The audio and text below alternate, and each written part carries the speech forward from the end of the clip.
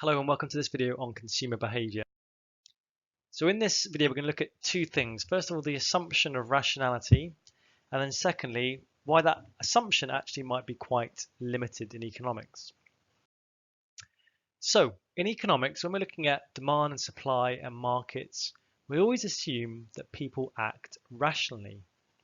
But do we always engage in rational, logical, sensible, in our own best interests, behavior? Perhaps you exercise too little. Perhaps you have some bad habits. Do you always search out the best price? Do you weigh up every pro and con in your head before making a decision?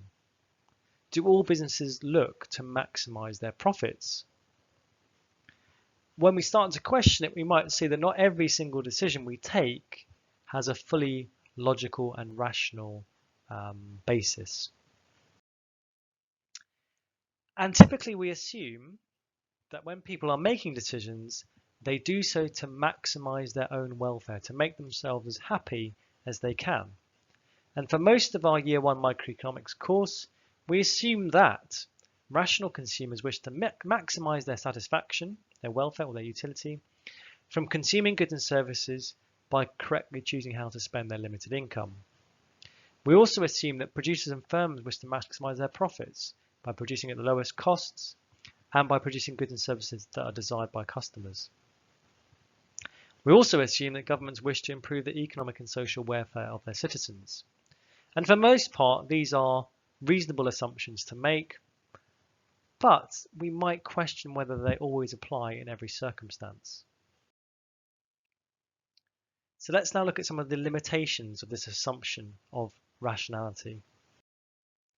And this area of economics is known as behavioral economics. And behavioral economics tries to mix economics with psychology and looks at problems through the eyes of a human being with lots going on in their heads rather than a purely rational, logical economic agent. So we use insights from psychology to explain why people make apparently irrational decisions. So why do people eat too much, take too little exercise, or don't save enough for retirement? An economic agent, when we're talking about normal kind of classical economics, we say they're very rational, very intelligent, and will always do cost-benefit analyses to decide what is the right option. But most of us aren't like this. Instead, we adopt rules of thumb, and we go with our gut feel sometimes, rather than trying to calculate optimal solutions for every decision we make. So what are some alternative views of consumer behavior if we're not entirely logical and rational? Well, a lot of this comes from thinking of modern day kind of psychologists / economists. An example would be Daniel Kahneman and his book Thinking Fast and Slow. He identified that people have two broad ways of thinking. A first system that's about thinking fast, and this is subconscious and automatic. We don't think twice about it, it just happens. The second system is where we think slow and controlled and consciously, and we go through it in our head. And we tend to use system 2 when thinking the decision is really important, highly personal to us, or it may have an impact on other people. So let's have a look at some unusual behavior. The first one is habitual behavior, and this refers to a rigid pattern of behavior. So people subconsciously might purchase identical items each week without really thinking, do I want that, or do I still need that? This is often linked with system 1 style thinking, where you just go on what you've done in the past. A good example here would be people continuing with their insurance provider even though other companies may offer lower prices. And this doesn't make rational sense, but because it's habitual behavior, people continue to do it. Related to that is an idea of inertia. And in behavioral economics, inertia is the endurance of a stable state associated with inaction. And basically the concept of the status quo, that people won't really be bothered to go to an alternative because it's something different. And they just lack that momentum or that initiative or that desire to actually change their consumer behavior.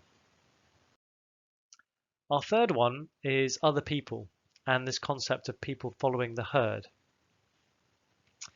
So individuals who act collectively as part of a group often make decisions as a group that they would not make as an individual. And this might be explained in two ways. Firstly, there's social pressure to conform, means that individuals want to be accepted, and so they try and behave in the same way as others. And secondly, individuals find it hard to believe that a large group could be wrong. The old saying, two heads are better than one. So people will often make irrational decisions just because everyone else is. And this has strong links to game theory, thinking about what other people are doing and having that influence your behavior. Another behavioral issue becomes from people's lack of ability to do computational thinking. They can't think through the weighing up the pros and cons in their head very well. Let's have a look at an example. This is an example presented by a recent Nobel Prize winner in economics, and he'd been doing a lot of research into behavioral economics. And his example goes like this. A consumer finds out that the watch she is about to buy is 100 Swedish krona cheaper in another shop.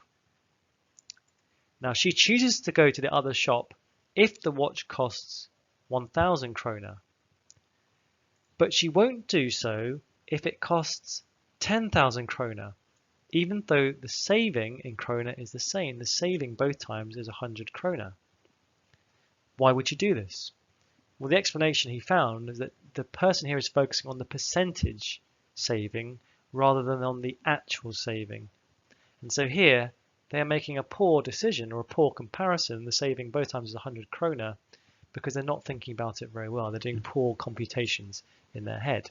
So this can often lead to irrational behavior. There are also some other behavioral traits that tend to muddle with people's rational thinking. The first one is choice overload, or the paradox of choice. So when presented with lots of different options, people find it very difficult to pick one and actually end up not picking anything or finding it a less fulfilling experience than if they're presented with a very limited amount of choices.